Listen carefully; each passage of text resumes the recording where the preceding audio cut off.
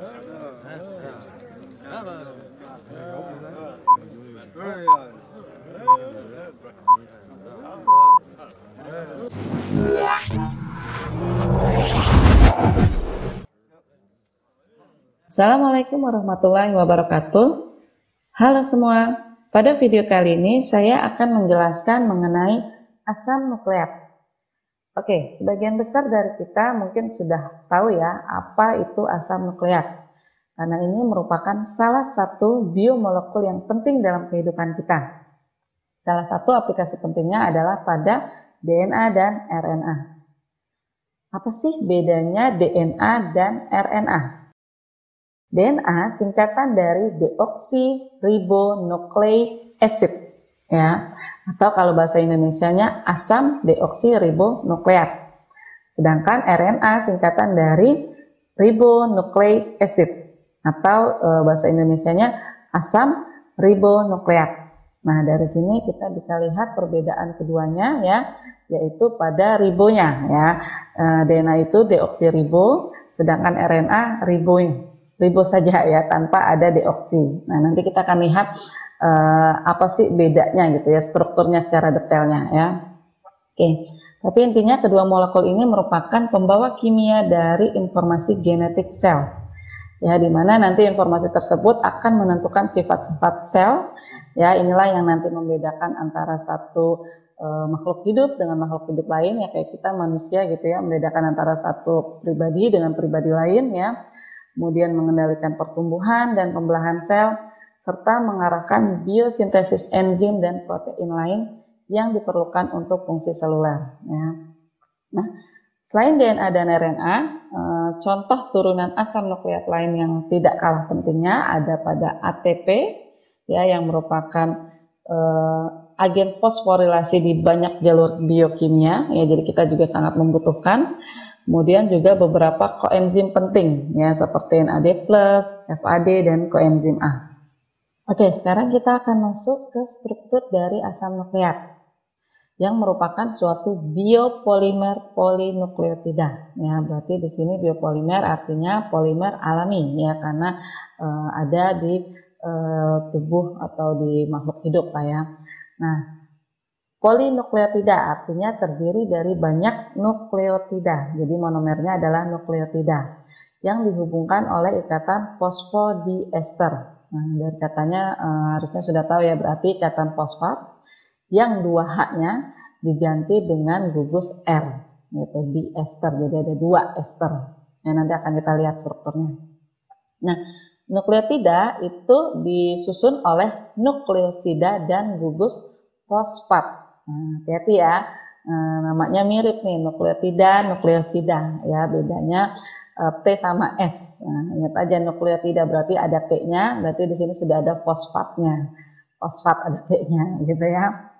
Nah, kemudian nukleosida sendiri disusun lagi oleh basa nitrogen dan gula. Nah, sehingga kalau secara keseluruhan nukleotida itu terdiri dari fosfat, ya, gula dan basa, gitu. Jadi yang ininya, ya, gula dan basanya itu adalah nukleosidanya.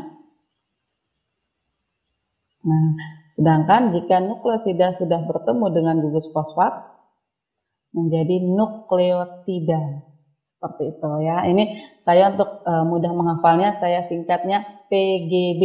Nah, mungkin kalau orang Bogor tahu ya, PGB, Pusat Grosir Bogor. Nah, seperti itu, ya. Ini biar mudah saja menghafalnya, tapi silakan bebas gimana cara menghafalnya, ya. Oke, nah kita akan bahas atau kupas satu persatu, ya. Mulai dari basa nitrogen. Nah, basa nitrogen ini terdiri dari dua jenis, ada purina, ada pirimidina. Nah, ini hafal dulu saja, ya, ada purin, ada pirimidina. Baik, kita akan lihat strukturnya. Sedangkan gulanya tadi sudah sempat dibahas, ya, bahwa RNA gulanya adalah D-ribosa, sedangkan DNA gulanya adalah D2-deoksiribosa. Ya, ini juga nanti akan kita bahas lebih detail. Nah, nanti nempelnya gitu ya, basa itu akan nempel ke gula, ya akan nempel pada C1 dari gula tersebut ya. Dan gulanya akan nempel di basa pada gugus N dari basa tersebut. Nah, bedanya kalau pirimidina itu N-nya di N1, sedangkan pada purina itu di N9. Nah, ini pasti masih pada bingung ya, nanti akan dijelaskan lebih detail. Nah, sedangkan gugus fosfat tergabung pada C5 dari gula ya. Ini ringkasannya dulu, baru kita bahas detailnya di slide berikutnya. Oke, ini adalah penjabaran ringkas ya mengenai DNA yang jika diputus gitu atau dihidrolisis gitu ya. DNA itu kan banyak dari nukleotida gitu. Nah, jika dia dihidrolisis atau diputus menjadi sampai menjadi monomernya ya, yaitu nukleotida. Nah, seperti ini ya struktur dari nukleotida. Kemudian kalau dihidrolisis lagi ya nanti dia akan putus bagian fosfatnya ya, sehingga nanti akan menjadi nukleosida seperti ini. Kemudian untuk DNA dan RNA walaupun mirip secara kimiawi, DNA dan RNA itu berbeda dalam segi ukuran gitu ya. Di mana molekul DNA itu biasanya terdiri atas 245 juta nukleotida ya, dengan bobot molekul mencapai 75 juta. Nah, sedangkan RNA jauh lebih kecil, gitu. Jadi beda ukurannya ya. RNA itu mengandung hingga 21 nukleotida saja. Jauh ya bedanya ya. Yang ini sampai ratusan juta, ini hanya 21 nukleotida. Dan BM-nya itu hanya 7.000. Nah, itu ya perbedaan antara DNA dan RNA. Walaupun dari segi kimiawi tadi bedanya hanya di bagian gulanya saja. Seperti itu. Oke, sekarang kita akan bahas komponen penyusun dari asam nukleatnya. Ya, kita akan mulai dari gula terlebih dahulu. Ya, mengapa? Karena gula itu posisinya ada di tengah. Ya. Kenapa tadi makanya saya untuk mempermudah saya menghafalnya PGB. Karena ini sudah sesuai urutannya. Ya, jadi gulanya itu ada di tengah. Ya. Nah, gulanya itu sebenarnya sama, baik DNA maupun RNA itu komponen awalnya itu adalah D-ribosa. Ya, ini masih ingat, ini merupakan suatu monosakarida aldopentosa. Ya, jadi gugus fungsinya aldehid yang utamanya, kemudian pentosa berarti C-nya ada 5. 1, 2, 3, 4, 5. Nah, kemudian D-ribosa ini ya dibentuk gitu ya menjadi beta D-ribofuranosa. Nah, jadi struktur ribosa yang ada di asam nukleat adalah beta D-ribofuranosa. Gitu. Nah, ini sudah dijelaskan ya bagaimana mengubah menjadi struktur Fischer ini menjadi Howard ya di materi karbohidrat ya. Nah, di sini terlihat karena cincinnya adalah cincin furan, ya berarti siklik 5, sehingga masih ada satu gugus sisa. Ini ya. Nah, karena D berarti gugus sisanya ke atas. Kemudian karena ini OH-nya ke kanan semua, berarti ke bawah. Kalau menjadi proyeksi Howard, gitu ya. Kemudian posisi 1, karena beta D berarti ke atas. Nah, jadi seperti ini bentuk dari beta D-ribofuranosa. Oh ya, jangan bingung mengenai penomoran ya. Kenapa di sini menjadi aksen? Ini hanya untuk membedakan dengan penomoran pada basa. Jadi nanti kan pada basa juga diberi nomor nih seperti ini ya. Jadi untuk penomoran basa itu penomoran biasa ya 1, 2, 3 seterusnya. Sedangkan untuk gula itu dinomorinya 1 aksen, 2 aksen dan seterusnya. Tapi sebenarnya sama aja ya. Seperti penomoran normal lah ya, seperti itu. Nah, lalu bedanya antara D-ribosa dengan D2-deoksiribosa, yaitu sesuai namanya berarti pada posisi 2. Nah, ini deoksi berarti hilang oksigen. Nah, berarti sini hilang, gitu ya. Berarti yang tersisa hanya H dan H, gitu. Nah, seperti biasa, H boleh tidak ditulis, makanya biasanya kosong saja. Ya. Nah, seperti ini saja. Oke, Selanjutnya komponen kedua adalah basa. Jadi sudah dijelaskan basa ada dua jenis, ada purina, ada pirimidina. Dua-duanya merupakan basa heterosiklik ya. Jadi cincin yang ada unsur selain karbonnya ya, yaitu ada unsur N-nya. Bedanya kalau basa purina sikliknya ada dua, yaitu sikloheksana sama siklopentana ini ya. Sedangkan kalau basa pirimidina itu hanya satu siklik. Nanti kita akan lihat di slide lain. Nah, untuk penomoran ini sudah pernah dibahas ya di materi heterosiklik. Jadi di sini nomor satunya yang ini ya, kemudian ini 2, 3, 4, 5, 6. Ya, jadi diselesaikan dulu penomoran yang siklik yang kanan ya. Lalu 7 di sini, 8, nah ini 9. Nah, kenapa di sini tadi yang hanya dinomori posisi 9 saja? Karena ini nanti yang akan berikatan dengan gulanya ini. Ya, kan karena basa ini ada di sebelah kanan gula, jadi ujung kanan dari gula kan posisi nomor 1. Ya, nanti satu aksen dari si gula itu akan mengikat 9 dari si ini basa. Gitu ya, jadi ujung-ujung gitu, ujung kanan dari gula akan berikatan dengan basa, ujung kiri dari gula akan berikatan dengan fosfat ya. Oke, seperti itu ya. Oke, nah ini untuk yang basa pirimidina ya, tadi sudah saya bilang ya, basa pirimidina sikliknya hanya satu seperti ini. Nah, oh ya, untuk tadi basa purina itu ada dua jenis ya, ada adenina ya disingkat A dan guanina disingkat G ya.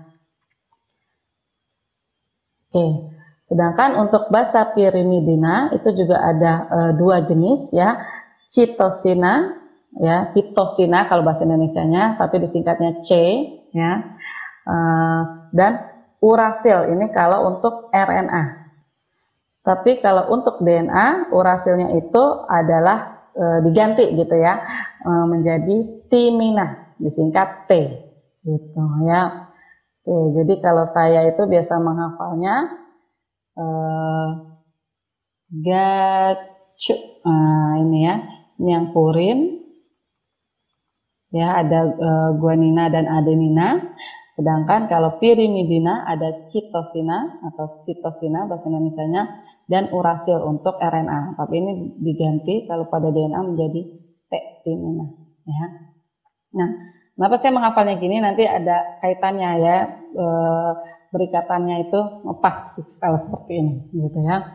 Oke. Nah, selanjutnya komponen ketiga dari asam nukleat adalah gugus fosfat. Nah, gugus fosfatnya adalah asam fosfat, berarti H3PO4 ya.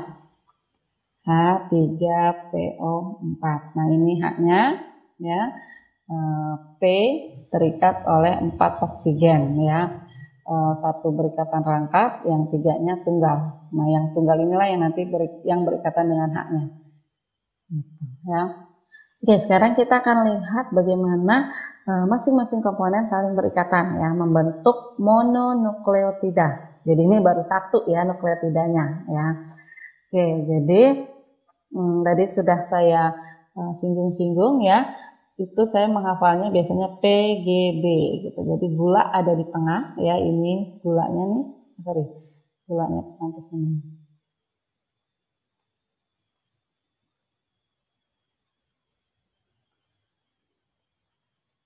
Nah, sampai sini ya. Nah, ini gula. Oke. Nah, ujung-ujung dari gula itu akan berikatan dengan komponen lainnya. Ujung kanan akan berikatan dengan basa. Nah, berarti ujung kanan adalah posisi 1 dari gula kan ya. Nah, tadi masih ingat di posisi 1 itu tadinya ada OH. Gitu. Berarti di sini OH-nya hilang, digantikan oleh basa. Nah, di sini basanya adalah basa pirimidina. Nah, kalau basa pirimidina yang berikatan dengan gula, itu dia berikatan di N pada N1 ya. N1 dari pirimidina. Nah, ya ini ada di resume yang slide awal tadi ya. Sedangkan kalau basanya adalah purin ya, purina itu pada N9 ya, posisi 9 tadi dari si purinanya gitu ya. Oke, nah seperti ini ya berikatannya. Kemudian yang sebelah kiri dari gula ya, ujung kiri dari gula berarti pada C5 ya, C5 kita lihat tadi kan masih ada CH2OH. Nah, berarti CH2-nya ya itu nanti akan CH2OH itu akan berinteraksi dengan fosfat ya, sehingga akan membentuk ester ini. Sehingga akan melepaskan H kan ya. Nah, sehingga akan melepaskan satu molekul air gitu. Jadi penggabungan basa nitrogen dan gugus fosfat pada gula masing-masing ya itu akan melepaskan satu molekul air. Nah, seperti ini ya.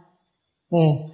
Nah, ini adalah struktur dari mononukleotida. Lalu bagaimana antara satu nukleotida dengan nukleotida lain bergabung? Itu nanti akan bergabungnya di C3 dari gula. Jadi di sini nanti akan berikatan dengan fosfat dari nukleotida yang lain. Gitu, ya, nanti kita akan lihat.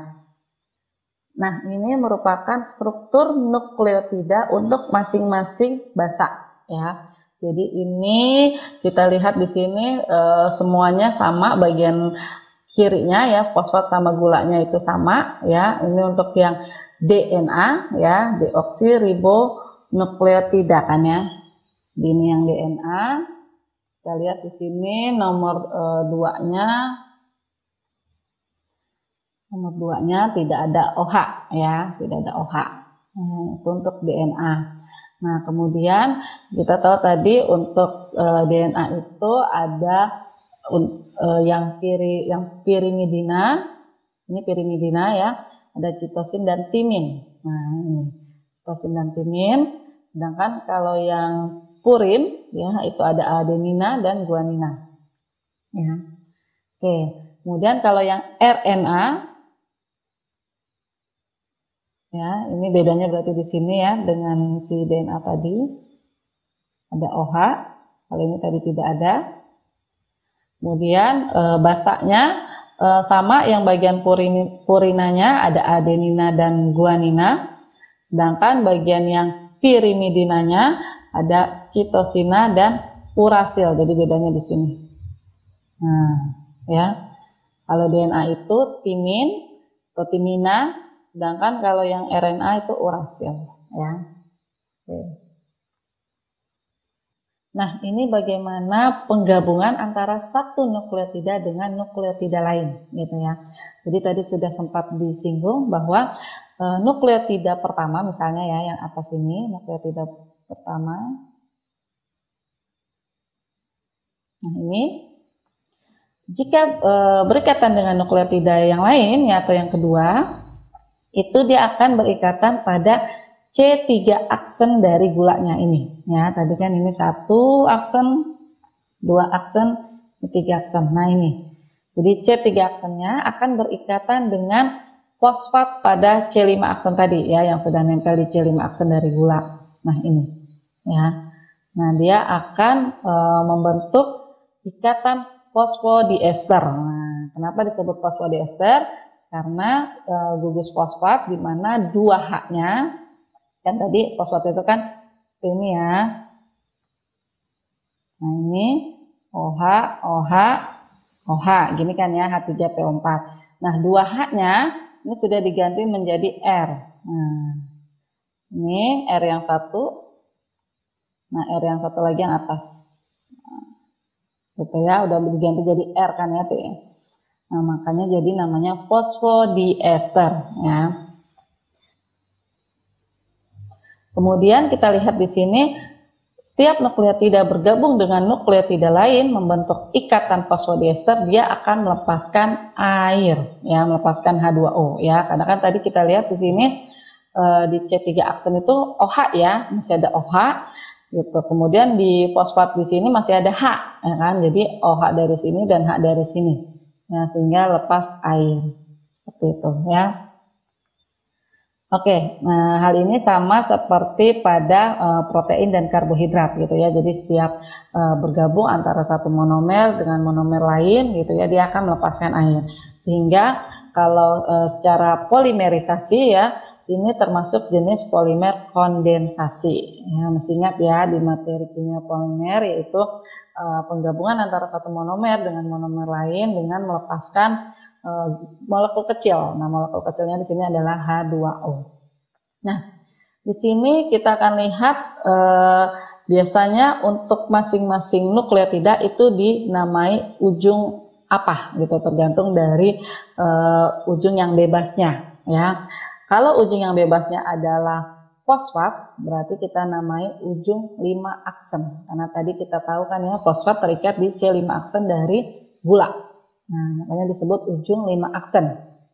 Nah, jika yang bebasnya adalah C3 aksen dari si gula ya, jadi kita lihat di sini ya, C3 aksen dari gulanya kan masih ada OH ya, maka disebut ujung 3 aksen seperti itu. Kemudian untuk urutan penamaan dari nukleotida ya, itu dimulai dari ujung 5 aksen ya, yang tadi yang fosfat bebas tadi ya. Contohnya ini adalah trinukleotida yang sudah digambarkan pada slide ini. Kita lihat ujung 5 aksennya adalah yang ini kan ya, berarti bahasanya adalah urasil.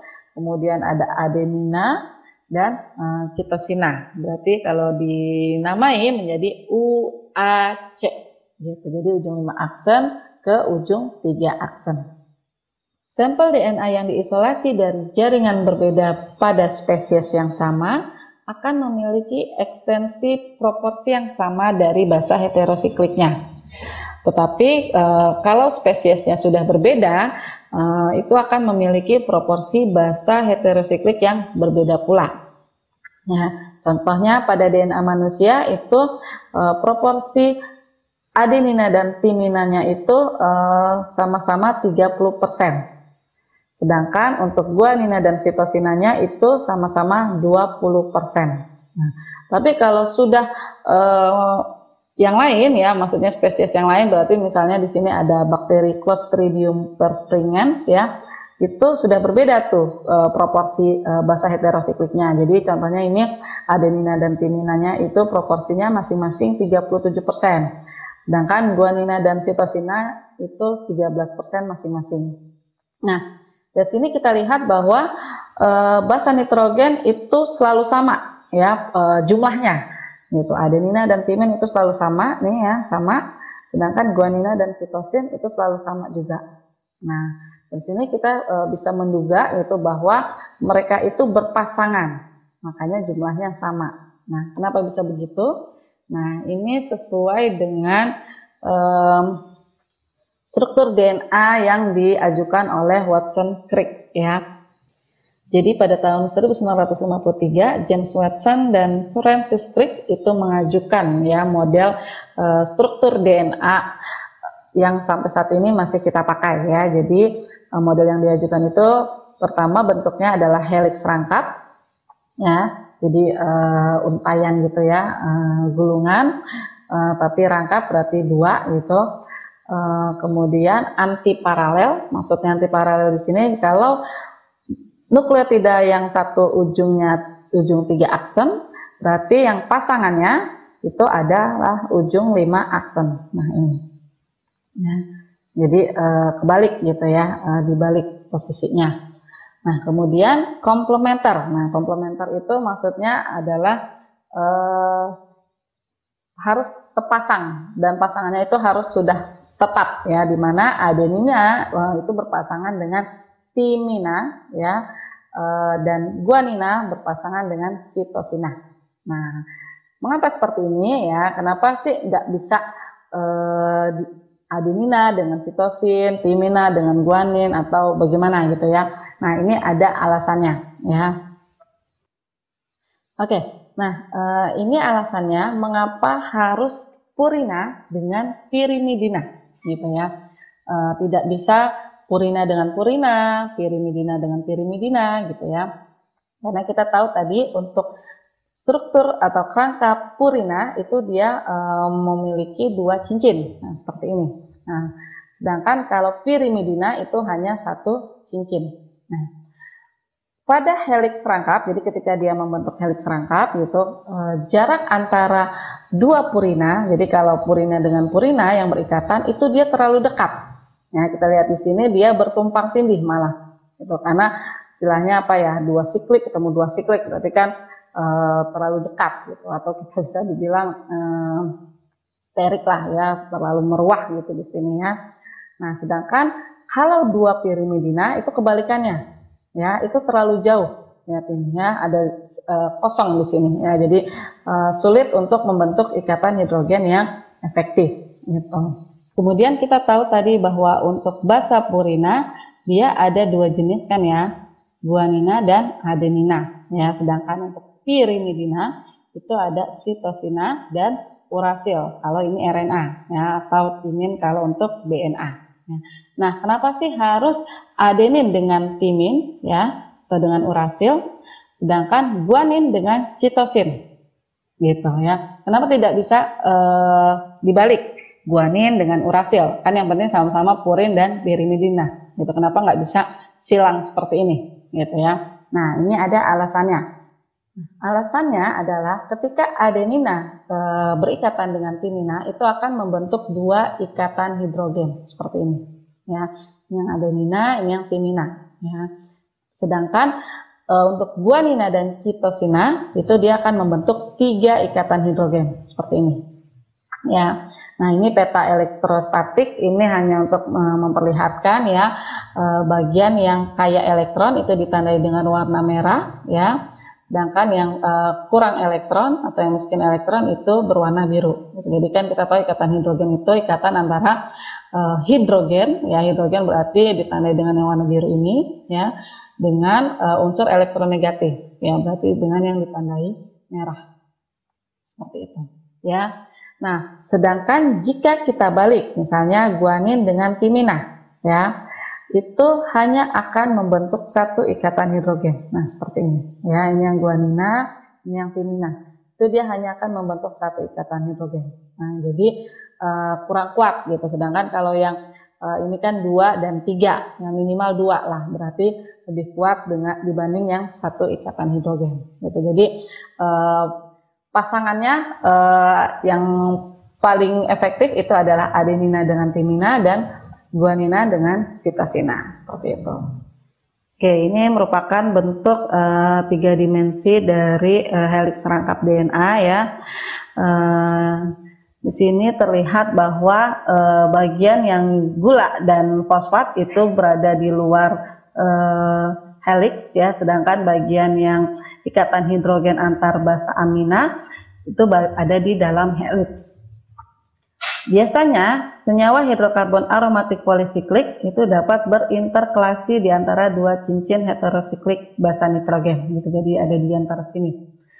Dengan cara itulah agen-agen penyebab kanker sekaligus anti kanker itu dapat berinteraksi dengan DNA.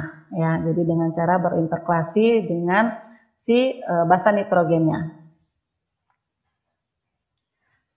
Nah, ini kurang lebih penggambaran dari DNA ya, tapi ini masih yang simple ya, yang sedikit ya. Sebenarnya kan lebih panjang lagi gitu ya. Ini hanya contoh penggambaran beberapa saja.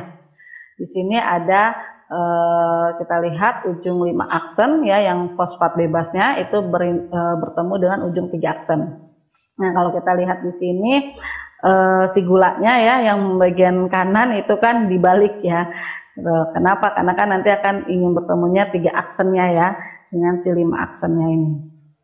Kemudian di sini adenina bertemu dengan timina, kemudian guanina bertemu dengan sitosina, ya ini ikatan hidrogennya 2, ini 3. Kemudian di sini ada timina dengan adenina, ya ikatan hidrogennya 2. Oke, nah selanjutnya silakan dikerjakan latihannya. Semoga dipahami untuk materi asam nukleat ini. Terima kasih. Wassalamualaikum warahmatullahi wabarakatuh.